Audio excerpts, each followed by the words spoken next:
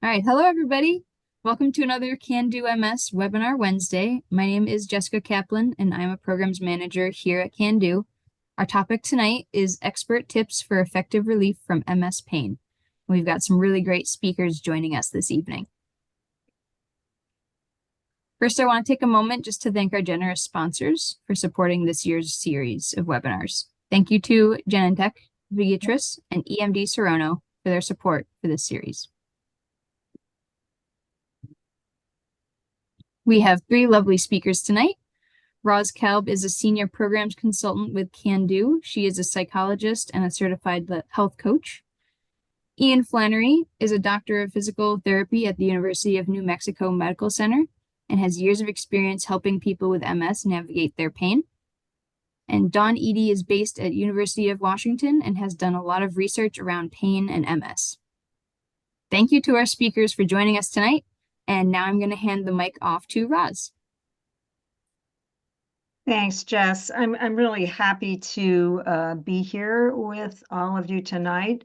Before I go through these learning objectives, I just want to say how excited I am to be working with Ian and Dawn on this webinar. I've had the chance to work with them, and they are both top-notch specialists in the field of pain. So, Dawn, could you just share one interesting fact about your relationship with pain? Yeah, Roz. I had a family member who had MS, and I also had a very good friend early in my career who had MS, and both had pain. And that's when I found out that pain is an overlooked problem in people with MS. So I'm very grateful to be here this evening and grateful to Can Do so we can really focus on this really important topic. Great, Dawn. How about you, Ian? What's a fact about you and pain? Well, pain has been a long-standing interest for me. I was started as a massage therapist, focusing on chronic pain, and then planned on focusing on that when I became a physical therapist, but got swept away by MS rehab, and I loved being able to help people who have that crossover between chronic pain and multiple sclerosis. So that was kind of a quick summary of my journey there. Great. So I'll share mine really fast. I'm very interested in the relationship between mood and pain, but I'm also living with sciatica at the moment, so I'm feeling it intensely. And that makes me feel very connected to this topic tonight.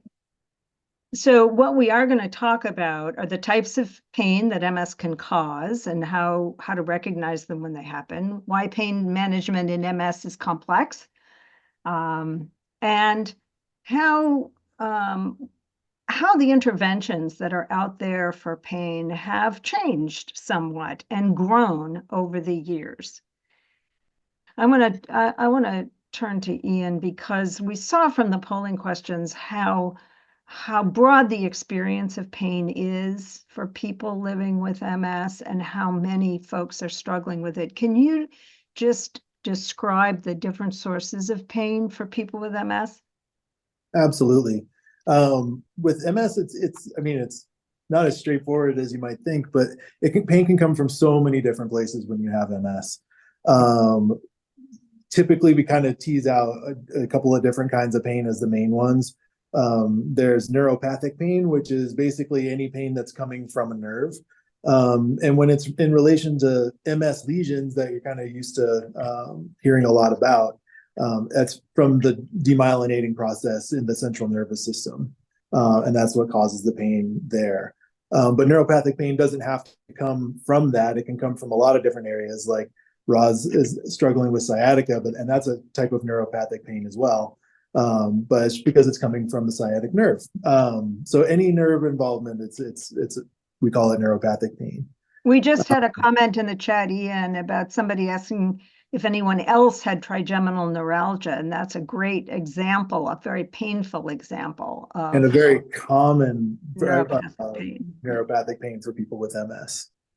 And we also talk about musculoskeletal pain as well. So not all pain is coming from MS. It can come from muscle strains, postural changes in how you walk and how you're using your mobility aids and things like that. As if you have MS symptoms that progress over time, or you have new MS symptoms after a relapse, sometimes that can just cause imbalances and different changes in the way you're walking and the way you're able to use your muscles. And those things can cause a lot of pain as well. And so sometimes people end up with, I think in the poll, it ran the gamut of, I've had pain from MS from as soon as I was diagnosed or as my primary complaint. But also there's people who are like just in the last year or very recently it started. And so sometimes that can happen because of MS, but sometimes it can happen because of the way, your muscles and your joints and your bones are being used because of some of the other issues with MS too. So really the one of the takeaways from this slide is that it can come from a lot of different places, and working with your medical professionals to figure out what's causing your specific pain. And some of the pain from that can arise that's not necessarily neuropathic or musculoskeletal can come from spasticity that can cause some pain. Sometimes it's more discomfort, optic neuritis, bladder infections and UTIs are very common with people with MS, and so that can be another source of pain as well.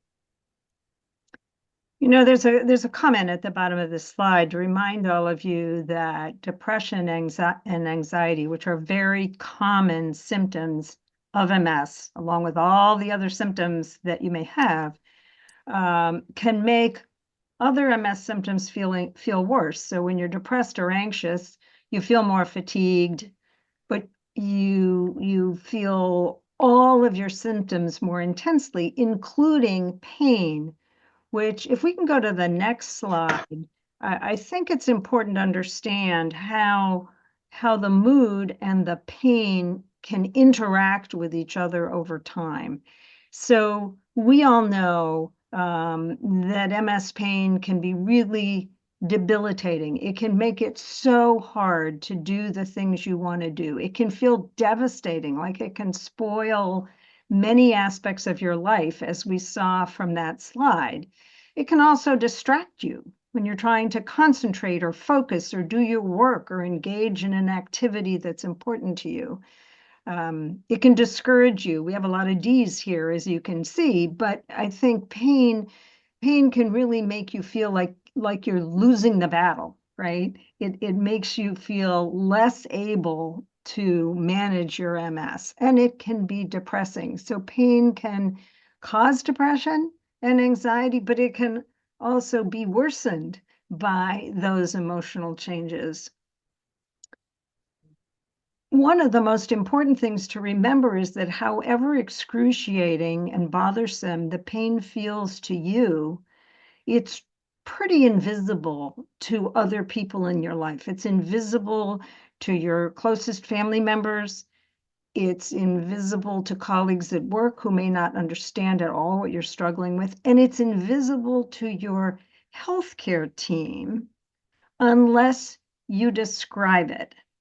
And I just worked with a young woman. She was in a support group that I led for many, many years, and she was in excruciating pain a lot of the time. Her neuropathic pain was so severe that she couldn't really tolerate the feeling of clothing on her skin. But she would describe it in this very sort of calm, quiet voice. So at some point, someone in the support group said to her, well, when you talk about this with your healthcare team, is this how you talk about it? And she said, well, yes. And they said, well, how is your healthcare team supposed to know how excruciating it is if you stay so calm and you don't describe what it feels like and you don't let them know? So my message to you is that it's really important that you describe exactly how it feels when it happens, what seems to trigger it, what the sensations are, because that's going to help people like Dawn and Ian figure out how they can best help you.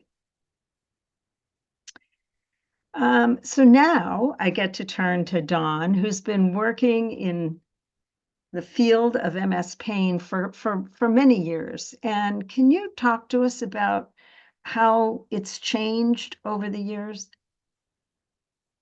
Yeah, I can. So when I first got into this field in the, I guess maybe the mid 1990s, I've been in it a while. Um, I would consider those kind of the old days of pain and MS research. I was surprised. I'd been a pain researcher first. I'd worked with people with other kinds of chronic pain till I started working with people with MS. And I was seeing many of my patients had pain. And so I went to the scientific literature and I really didn't find a lot out there. In fact, there was a textbook at the time that was one of the main neurology textbooks about MS that said that MS was a painless disease. I still remember seeing that in print. So in the old days, really the experts said, no, that's not related to your MS. Well, people with MS knew otherwise, and they spoke up and really, because of advocacy by people with MS, pain started to get more attention in MS. So, certainly we here at the University of Washington started doing research on pain. And I started off just like asking really basic questions because at that time we didn't know a lot about like even how common pain is in MS and how does it affect people. So the information you've seen about how it affects people and everything you know from your own experiences, that's kind of where we started. Um, and then, I noticed and others noticed that, typically, and even this is true for many of you probably today, healthcare providers primarily just offer you medications. It's unfortunate that too few people with MS and pain make it to other kinds of treatments. I mean, certainly when medications work, that's fantastic. However, medications often don't fully relieve pain or its effects of pain in people with MS.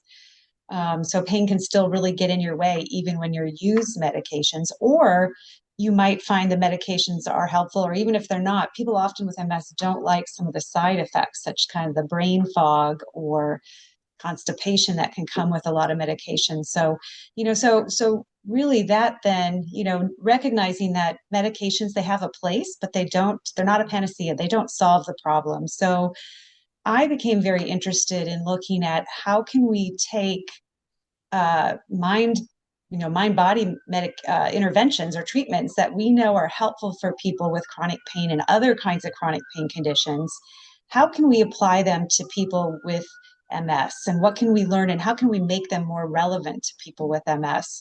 And so that's really then where my research has been over the last 15 years or so. I've been conducting clinical trials looking at um, different kinds of mind body interventions and seeing if they help people with MS and pain. So I've been looking at things like mindfulness meditation, teaching people meditation skills, uh, either one-on-one or in groups, and then giving them kind of those tools to use in their day-to-day life. Also been doing research looking at telehealth or telephone or video delivered cognitive behavioral therapy, helping people to develop kind of tools for addressing unhelpful thoughts, for looking at how they approach activities so that it's more paced, and looking at other things like relaxation and other strategies that can be helpful. And So so, I have a question yeah. before you go on. So clearly, you've been doing a lot of work in mind-based interventions. And if you put medication on one side and you put mind-based on the other, why do you think it is that mind-based interventions have the power that your research has shown them to have? What happens in a person's mind that makes that effective? Well, we know that pain is processed in the brain. So if you don't have a brain, there's no pain, is what I like to say. So we know that pain is a very complex phenomenon, that different areas of the brain are involved in how pain is experienced, how the pain signals, the damage, whatever it may be, how it's processed. And we also know that when you teach people these different tools, the brain changes. The brain can adapt in ways that pain is experienced less. And you're also giving people new ways to do things to try to decrease pain and certainly to decrease how much pain gets in their way and keeps them from doing things. And so, the brain is very powerful. The mind, in your brain, is very powerful. And so helping people to learn how to use different strategies like exercise, which you'll hear about in a moment, to really change how pain is processed. And also oftentimes things like depression, anxiety, those also, they're some of the same neural circuits in the brain as pain. They are in the same pathways. And so there's evidence to suggest if you improve some of those things like depression, anxiety, you can improve pain, just like if you improve pain, you can improve mood and anxiety. Awesome. Okay, so if we go to the next slide, Dawn, does this represent how you see the treatment of pain today? This is where I think we should be. And I think there are places around the world where pain is treated this way for people with MS, but I think still too few people have this. So this is kind of what I see as the best way to approach it.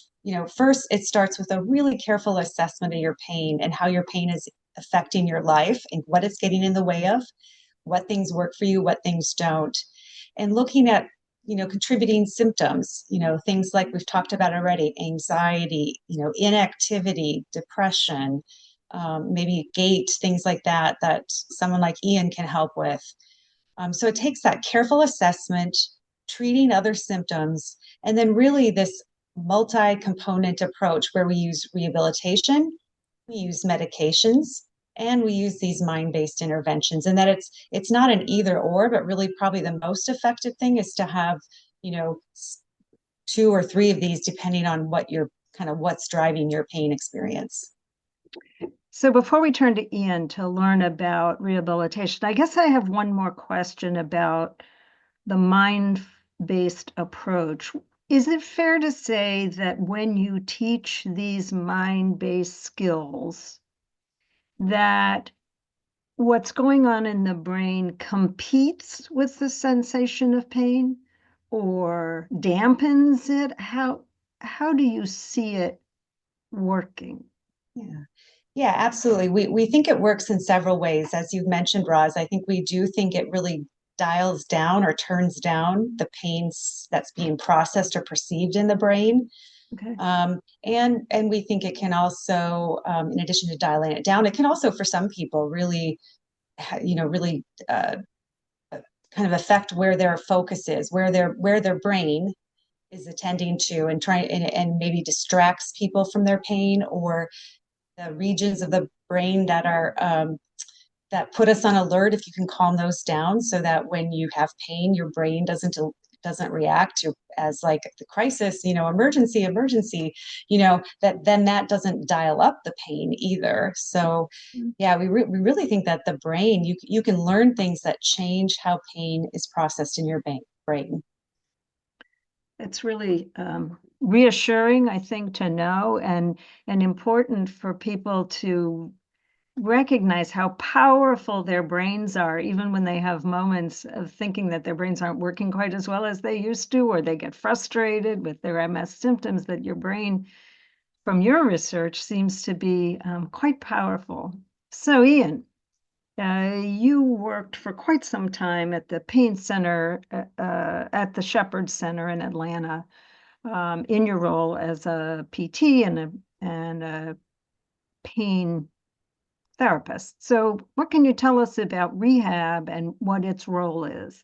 Well, this is something that's really interesting. I think the physical therapy world is really caught up with the kind of the psychology world in terms of needing to incorporate the same mind-body interventions that are some of the similar mind-body interventions that that psychologists can use to help you reframe your pain. We like to think of pain as kind of this, you typically think of pain as your alarm system, and it usually alarms, the way it's designed, is supposed to alarm you when something's getting injured or damaged or something like that, so that you can remove that whatever's doing the damaging or get away from whatever's hurting you. But when pain is chronic and long term, then sometimes the alarm system is just dialed up to 11. And it's kind of like when you walk by a car and you cough and then the car alarm goes off. It's like that thing is wired way too sensitive. And so things that are not normally very painful are being interpreted as being dangerous and painful. And so something we do in rehabilitation is really focus on how can we kind of train your relationship with pain, to focus on, and instead of the alarm and being like, oh man, this is hurting, this means I got to stop it. It's like, okay, let's dial it down. Let's think about this. Typically with chronic pain, especially with MS, nothing acute is being damaged or injured when the pain is happening. It's more that nervous system is dialed up, and so we have to kind of retrain things. And so we focus a lot on redirecting thoughts and anxieties or whatever is revolving around the pain to gains that you can make in function. And so a lot of times we use the 0 to 10 scale for pain, but when you're working with somebody with chronic pain, sometimes you just push that aside and focus on, okay, what are you limited in what you can do and what you want to be able to do? And you make goals based on, progression towards doing more things before you're limited by pain. Or I usually can't, this is a great example. I was working with somebody who just wanted to sit through a soccer game with her kid or with her grandkid, and just couldn't even get to the soccer game without the pain limiting. And so what we'd work on is rehabilitation, exercise, strengthening. We use desensitization exercises and try to dial down the pain. But instead of asking her on a scale of 0 to 10, how was your pain? We were like, how long did you get? How far into the game did you get? And so, because she always stopped at 10 when the pain got to 10 out of 10. And so if you focus on that, then you never feel like you're making any gains. And so we'd reframe it and say, okay, how many minutes into the game did you get before you had to go home? And so then it was something that she could really see improvements on. And so redirecting kind of the focus to be about function and the gains that you're making and the wins that you have, as opposed to focusing on the number of the pain and getting the nervous system to dial it down a little bit. Those are the big things that we try to work on in rehabilitation. And it works best in collaboration with psychology, with physical therapy, with the medical team. If you can get a team that kind of is all together, it's a really good combination. You can build off of each other and use the tools you learn in the psychology with a psychologist, and how to implement them during exercise and activity. And so that's a big part of the rehabilitation with pain. So let me make sure I'm hearing this right. When somebody focuses on function, something they want to be able to do, and they see themselves being able to do a little bit more each time, are you saying that then reduces their experience of the pain? Yeah. And so when you can change the focus to those kinds of things, sometimes it reduces the anxiety around the pain. And I'm a classic catastrophizer. So whenever I get to an 8 or 10 out of pain, I'm like, I'm never going to be able to do this again. And it's like not worth it. But then I've got to redirect myself and be like, no, like just focus on doing a little bit better every time, or a little bit more every time you work out or do your exercise or activity. And that can help dial down the pain a little bit, but also it just makes it a little bit less of an anxiety when the pain does go up, because you're focusing on the win as opposed to what you're not able to do. And so just redirecting the mind to focus on those things can have a huge difference in how you experience it. So it's really interesting to me, because one of the I've been thinking about this webinar and planning for this webinar while I've been living with this sciatica. And one of the things I discovered myself was that the one time that the sciatic pain wasn't bad was when I was moving. Yep. Which to me was counterintuitive, right? Yep. So I said to myself, well, if I could just walk 24 hours a day, it would never hurt, but it doesn't work to do that while I'm sleeping. But I think it's two things. I think moving my body reduces the sensation, but when I'm moving and doing something, I'm also distracted a Yep. little bit from the sensation. So what you both are saying makes a lot of sense to me, and I hope that it makes sense to our listeners as well as they think about their daily life. Because one of the times, well, two of the times that pain can feel the worst is A, when you're lying in bed trying to go to sleep, right? Or when you're sitting not being able to be active in something you want to do, and then there's nothing to distract Yeah. from the experience. And that's a good point you kind of brought up. Sometimes, especially depending on the type of pain, moving is one of the things that's going to make the pain less. Because I'm working in acute care now, so I'm in the hospital with people who have had very recent surgeries. So it's a little bit different. But one of the things we try to encourage people to do is if you can get moving a little bit more each day, then the pain, your body will slowly learn, oh, this is not, I need to dial this down. This is not benefiting me to be sending this really nasty pain signal.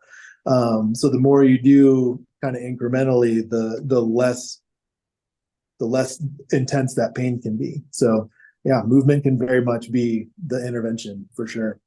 Well, and Ian, I'm also thinking about how not moving, which is an understandable reaction to pain. When I heard I don't want to necessarily move, but not moving isn't good either, right? Oh yeah, no. And sometimes that, I mean, it's, yeah, it's exactly the case. I'm trying to elaborate on it, but it's that simple.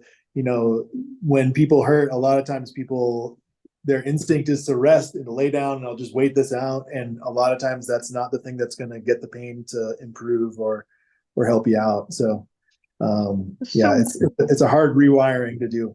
One last point about this, though, because we do have listeners who aren't mobile, right? Yep. And so if you don't have the ability to be mobile, do either of you have recommendations? I mean, one that comes to mind is having somebody else move you, like passive stretching, passive range of motion with your limbs that aren't moving. Can that also be helpful, the passive motion, if you can't move yourself? Absolutely. Passive motion can be really helpful, especially in the moment. Even if it doesn't help like long term, it may help in the short term, but give you a little bit of relief in order to get some relief on that. Passive stretching can be really, really helpful with those things. And a lot of times I also want to emphasize, movement and mobility and exercise doesn't have to mean standing and walking and cardio in the sense that that you typically think about. It can be people who are primarily wheelchair users who have maybe one or two of their arms are relatively functioning, and so you can get a cardiovascular exercise, you can get some exercise and movement, and you can stimulate the same parts, the same endorphins that kick in. But it takes a little bit of adapting, and there's a lot of resources out there for online exercise modules. Can-Do has a bunch of those on their website. But finding any way to get your heart rate up, any way to get just your muscles activating and moving, no matter what it is, no matter what movement you have, can be really helpful. So we have to move on, but I did see one comment from somebody who said that their pain kicks in after they've been active. And I think I'm going to take the liberty of suggesting that it's just like fatigue. Don't press yourself to be active until you're exhausted. Don't press yourself to be active until you feel pain. Just do short bits of activity throughout the day so that you don't hit either a wall of pain or a wall of fatigue. Can we go on to the next slide? Because I just want to spend a minute before we get into our questions about how to tweak your thinking about pain a little bit. And I'll start, but I'm sure Don and Ian will have thoughts about this as well. So one of the kinds of thinking styles we see related to pain is what we call all or nothing. you know, if I can't get rid of this pain, it's just not worth it. I can't live with this. It's too awful. Or overgeneralizing. The pain ruins everything, which doesn't allow you, of course, then to think about the things that the pain hasn't ruined. Disqualifying the positive. Well, I had one free hour, but that isn't worth much because there's so many hours that are terrible. Or magnification. Pain has become my whole life. For me, as a psychologist, I think it's helpful to keep track of some of your thinking about your pain and see whether your thoughts over the course of the day fall into any of these categories and whether you might want to question yourself a little bit. Are these really true, or could I alter the way I'm thinking about my pain in a slightly more positive way? Ian or Dawn, do you want to comment on this? Yeah, the all or nothing thinking, I think, is a huge one that people with chronic pain fall into. A lot of times it's like, well, if I'm not pain free, then then I'm not making gains, or it's not helping. I think that's why, we shift to focus on function as opposed to the number, because sometimes, zero pain is like a great goal, but there's a lot of times when zero out of 10 pain isn't necessarily going to be realistic for some folks. And that's whether you have MS or whether it's just another chronic pain that people have. Sometimes this is the case with sciatic pain too, but focusing on, like, okay, can we minimize it and get it to a point where it's not interfering with the things I want to do, with my satisfaction in life, with my ability to be with my family, have a conversation and be engaged with people and feel like satisfaction. And those are the kinds of things the all or nothing thinking can prohibit you from doing. Can be really debilitating. Dawn, do you want to comment on this before we? Yeah, I'll just add, because I saw someone said they keep a list of thinking, I'm guessing helpful thinking, to check themselves when they get negative. So I think it's really important, because these kinds of thoughts actually ramp up our pain, because they trigger the stress response and the alarm system. So even if some thoughts are true, if they're still probably not helpful if they're in these types of styles. So, writing it down, noticing when you're having thoughts that are not helpful, and trying to change them. And you can change them, even simply by just trying to think of some thoughts that are more true, like, even though I have pain, I can go to the baseball game with my grandson, or whatever you're doing, or maybe something much smaller than that. But just trying to find ways to have thoughts that are more helpful. Like, we often teach people, how to, like, then engage in something like meditation or relaxation if they're having a pain flare up, rather than focusing on the unhelpful thoughts, which just make the pain worse. Awesome. Okay, so let's go to our key takeaway slide, and you can all read these, so we don't have to read them to you. But I'd like to ask Dawn and then Ian what your key takeaway message is for our listeners. So, I think mine is that I'm sure many of the people listening in this evening have heard that there's nothing we can do for you. Pain is just part of MS. And while it's true, we know that many people with MS have pain, there are many things to do. And I see that as a really kind of important next step, is we need to start helping healthcare providers, and people, healthcare providers, to offer people, or help their patients get access to physical therapy, occupational therapy, mind-body treatments. And we need to help make these things easier to do for people in the MS community. So that's my key takeaway. And Ian? I think if I was to have one key takeaway, it would be that pain, just like MS symptoms, is very, very individual, and it can be coming from a lot of different things. So finding a healthcare professional, rehab, your medical providers that are willing to do the work to figure out and help you figure out where your pain is coming from and what the best intervention for you is. There's a lot of folks that, I was seeing a few comments on dry needling in the comments coming in, and it's a lot of people that dry needling works great for, and then other people where it didn't really help that much. even though their pain looked very similar. And so it's very, very individual. And so if you try one thing for pain and it didn't work, don't get discouraged on it. It just means that wasn't the thing that was going to help with your pain. So that would be my takeaway. And I think my takeaway is to be prepared to really describe your pain, even if that means keeping a diary for a week or two. What does it feel like? When does it happen? Is there anything that seems to trigger it? Is there anything that seems to relieve it even a little bit? Where in your body are you feeling it? Anything that will help the provider you talk to zero in on what might be going on, because that will also help the provider figure out what referrals to make for you, and and who on the team can collaborate to help you get to a more comfortable place. So I am sure that you all have tons of questions. So let's open it up and see if we can get you some answers. So I might answer one or two in the chat while we're going, but. Okay.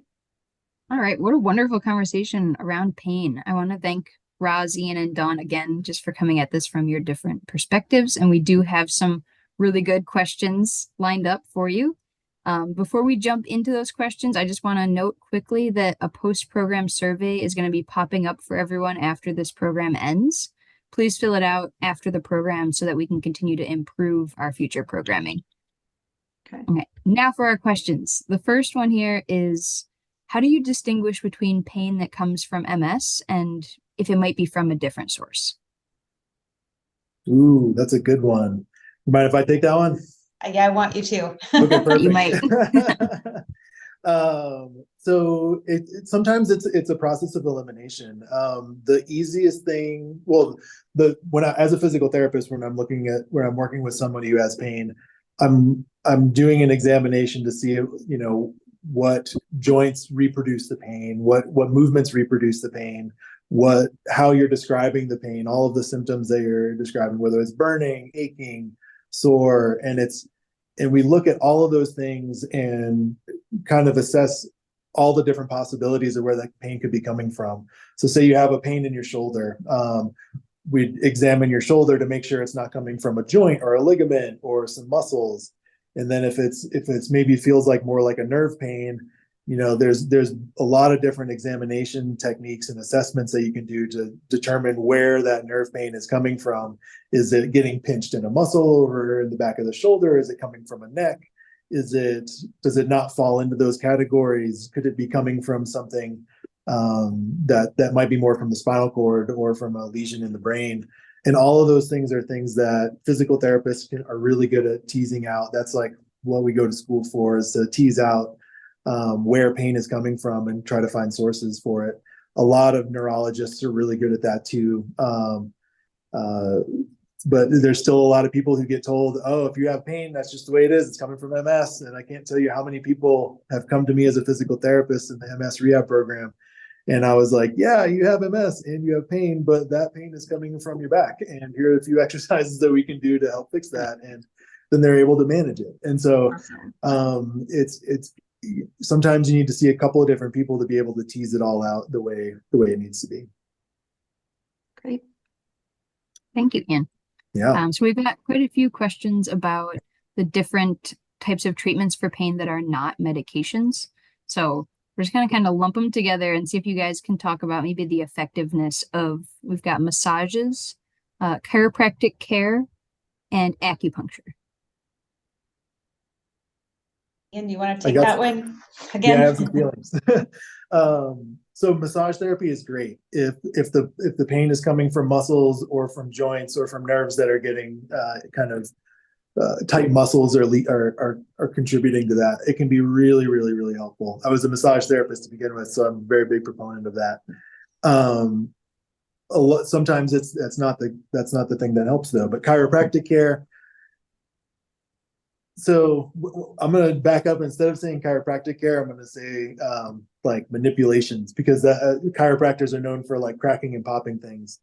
That can give you some short-term relief. A lot of times what that ends up doing is just causing like some neurotransmitters to kind of interrupt the pain signal. So a lot of times chiropractic care can be a Band-Aid fix. Some people have really great relief from it, but I always encourage people, this is the physical therapy side of me, is looking at, what's causing the issues in the spine or the neck.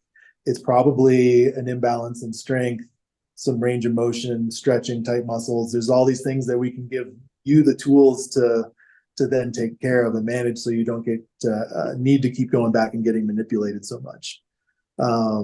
And then what was the other one? I know that there are some neurologists who have concerns about the kinds of manipulations you're talking about, Ian. So with any of these, whether, it's acupuncture or massage, I would check with your MS care provider who knows the kind of MS you have and where some of the damage may be in your central nervous system, so that they can advise you what's safe or not safe for you to do. In my opinion, on the manipulations piece, it's like when done really safe in a conservative way, then it's a safe thing to do. But I've seen a lot of things from unsafe manipulations that right. Just not sure it's worth it, but that's me. Sorry, I won't say anything else. Thank you, Ian. This one might be more towards Dawn's wheelhouse. So is there any new or up and coming research on new treatments or things that might help people with their MS pain? Boy, yeah, I think there's all sorts of things coming down the road or even in progress. I mean, certainly, there's something called hypnosis cognitive therapy, or HIP-CT, we call it.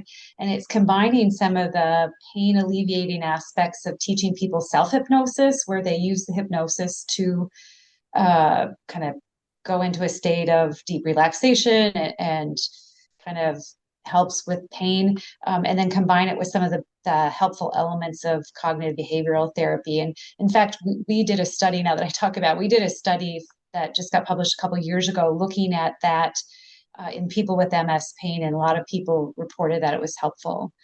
Gosh, I know, I mean, there's other things coming down the road. There's, certainly even just simply giving people accurate education about how pain is processed in the brain, and that can be done by physical therapy, occupational therapy, others, it's called NPE. That can be helpful as well. And if people understand that the pain is not caused by something, new damage going on, that can really help as well. So that's another one. There's kind of different types of behavioral therapies coming out. I'm sure I'm leaving things out, Ian and Roz. Dawn, I think what you're saying, though, is really important. Ian mentioned at first that when you feel pain, your alarm bells go off and you go into self-protection mode and you tense up because you feel threatened.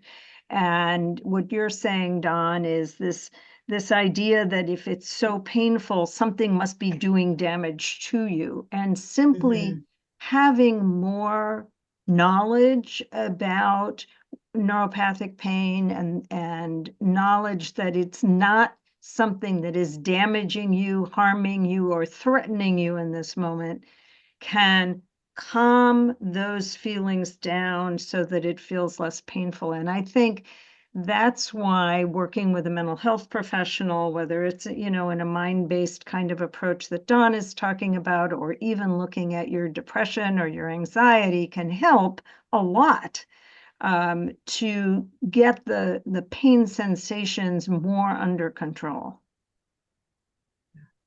And I see there's some questions from people about like free resources for things like hypnosis or mindfulness meditation or these other strategies. And Jess, I'd be happy to share those resources with you. And I know Can Do has a lot of resources on their website already, and there's going to be a session covering some of those things soon. So we'll get that information to you. Awesome. Sure. Okay. So quite a few people have asked about the use of cannabis for MS pain. Do any of you or all of you have thoughts on its use for that purpose? I'm gonna jump in for a second just to remind people that the work that's been done on cannabis and MS has focused mostly on spasticity relief. That's really what we know most about. And for those people who have a lot of pain from their spasticity, cannabis may be helpful. The thing about cannabis is that it also has other effects on your body. And one of the concerns we have as psychologists is the impact on cognition. And so anybody who uses cannabis as a regular ongoing treatment for pain may be risking some other side effects that they don't really want, like interference with their processing and memory and focus and stuff like that. So I think the jury's out, and nobody can tell you that it's not working for you if you use cannabis and your pain feels better, but you just need to make sure that your MS care provider knows what you're doing and that you are mindful of the fact that we know that it can impact cognition in folks with MS. Yeah, and I'll add to that, I think you hit the nail on the head by kind of implying that, like, if it does help your pain, it doesn't mean it's not without a trade-off. And so you have that trade-off of cognition, like you were talking about, but you also have the trade-off of balance. So if it impairs your balance and Yes.